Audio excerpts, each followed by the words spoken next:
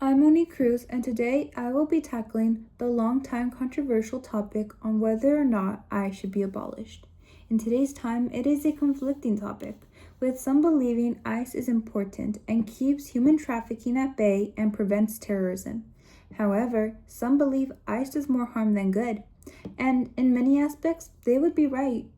Some believe that this agency should not just be dismantled, but abolished. ICE is an agency that was created to originally strengthen national security, but lately it seems as if the line between right and wrong has been constantly blurring within the agency and the actions they take. Today, I will be presenting the pro side of this debate on why I believe ICE needs to be dismantled and the reasoning behind coming to this conclusion. As of late, there have been a lot of reports that ICE has a record for mistreating immigrants that they detain. ICE detention centers have a reputation for being unsafe, and the people being detained don't always have the access they deserve to healthcare, which almost everyone can agree is a basic human right for anyone. Take, for example, Vieira Reyes, who was kept in a California immigration detention center back in 2024. He was in terrible pain while being detained, and despite finding blood in his urine and stool, detention administrators failed to get him the biopsy that he needed, according to Hiba Ansari in the article Inside an ICE Detention Center.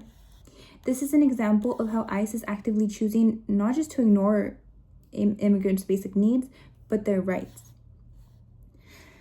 ICE is made to enforce immigration laws, and it is a necessary agency that improves national security. Without ICE, immigration policies would be harder to enforce, and there would be a lack of structure in managing undocumented immigrants. This would result in consequences such as rise in illegal border crossings. Incidents with ICE detention centers do exist, and that is a known fact.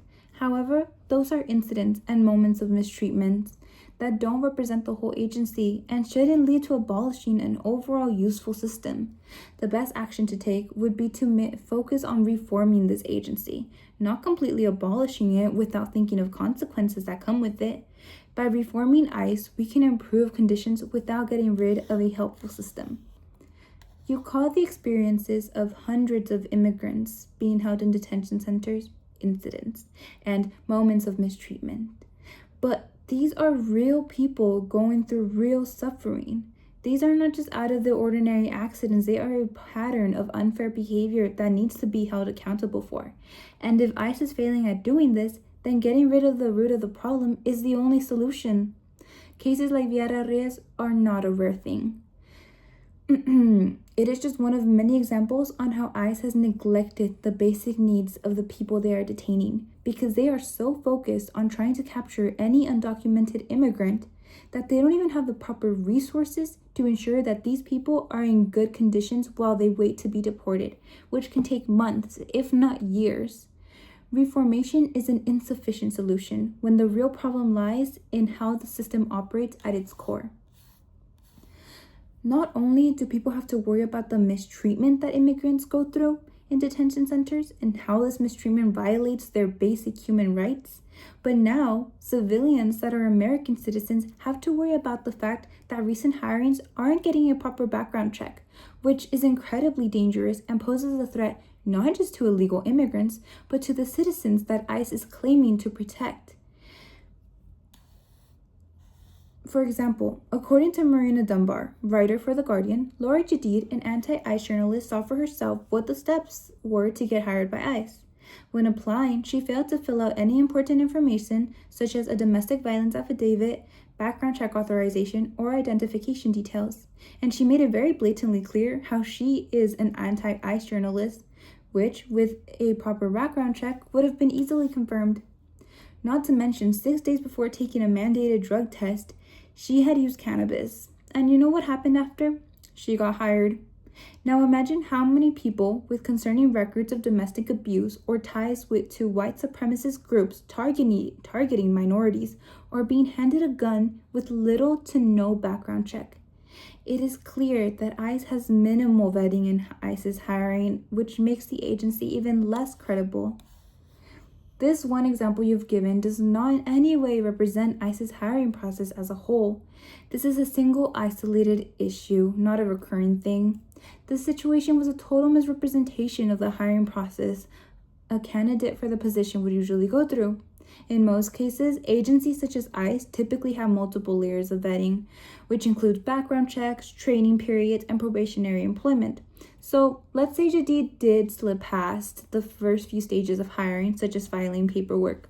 She would most likely still have to pass some additional screenings before receiving any real serious responsibilities. Therefore, this small example you gave does not prove in any way that ICE is going out of their way to hire dangerous people that spread threat and fear to the public. It was never insinuated that ICE goes out of their way to hire dangerous people. However, even if this was just one incident, it exposes a serious flaw within ICE's hiring process, and that is something that we cannot just ignore. When you hear of someone like Lara Jadid was able to reportedly bypass the most basic hiring requirements, it gets you thinking, who else could bypass these requirements? How often are people actually thoroughly checked before stepping onto the field as an ICE agent? How many of them are actually going into this job with good intentions? Law enforcement agencies are supposed to be careful with who they hire, and this example I gave showed how far from cautious this agency is with their hiring process. ICE has a negative impact on communities and families. That is a known fact. It causes separation and fear in immigrant communities. ICE does not just affect the undocumented individual, but the community and family that surrounds them. Just the thought of being deported causes widespread panic and fear because there are so many people who have built a whole life here and now could potentially lose it all. People who came here as children who know nothing else except the United States of America face the fear of potentially getting deported to some place that they have never even called home. ICE doesn't just go after criminals, and it is not just undocumented immigrants who have to worry now. According to Erica Ryan in NPR News, the Supreme Court itself now cleared the way for ICE agents to use race as grounds for stopping people.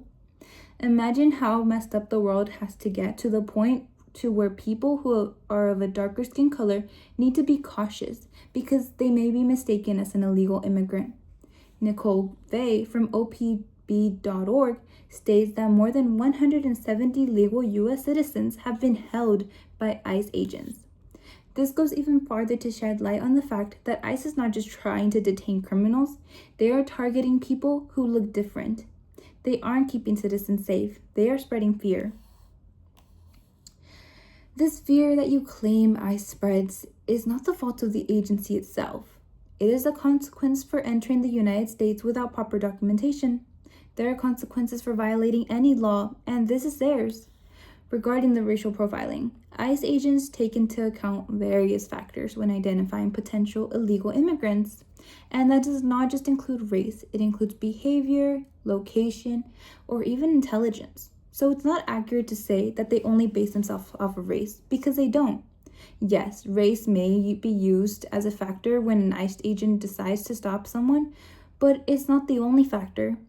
As for the wrongful detainment of U.S. citizens, that is a rare occasion, and oftentimes happens during high-stress, chaotic moments where ICE agents have to make quick decisions. Mistakes happen within any law enforcement agency, and this is not enough to justify the abolishing of an important agency such as ICE. You say that fear is simply a result of immigration status, which completely ignores the negative impact ICE is having on communities. When ICE agents are detaining citizens without giving them access to legal help that they should be receiving, or mistreating civilians simply for protesting against ICE, it shows that ICE is not just about enforcing laws, it's about trying to round up as many immigrants as possible, whether they are criminals or not, whether they are good people that give back to their community or not. Besides that, 170 plus people would disagree with you when you claim that wrongful detainment is just a small incident that rarely happens. It's a real problem and it is currently happening. Ignoring it or belittling it won't make it any less real. ICE is not protecting its citizens, it's inflicting fear upon countless people and communities, which is why I believe ICE needs to be abolished.